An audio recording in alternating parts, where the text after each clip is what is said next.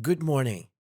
Today, I will tell you the story of the fox and the crow. One bright morning, as the fox was following his sharp nose in search of a bite to eat, he saw a crow on the limb of a tree overhead. This, by no means, was the first crow the fox had ever seen.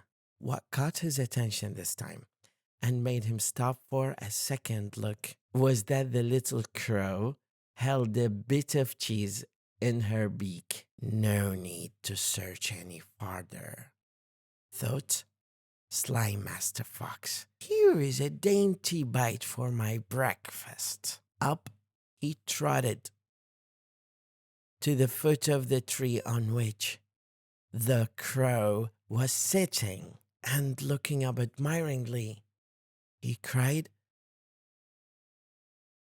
"Good morning, beautiful creature." The crow, her head cocked on one side, watched the fox suspiciously, but she kept her beak tightly closed on the cheese and did not return his greeting. "What a charming creature she is," said the fox.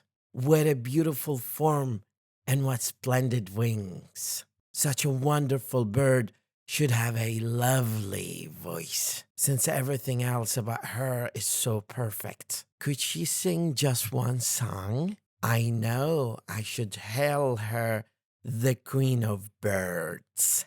Listening to these flattering words, the crow forgot all her suspicions and also her breakfast.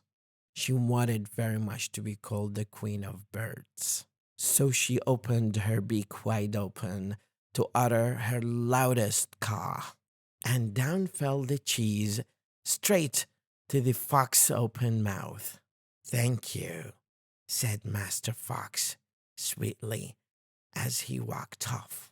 "Though it is cracked, you have a voice, sure enough. But where are your wits?" The moral lesson of this story, my friends: the flatterer lives on the expense of those who will listen to him or her.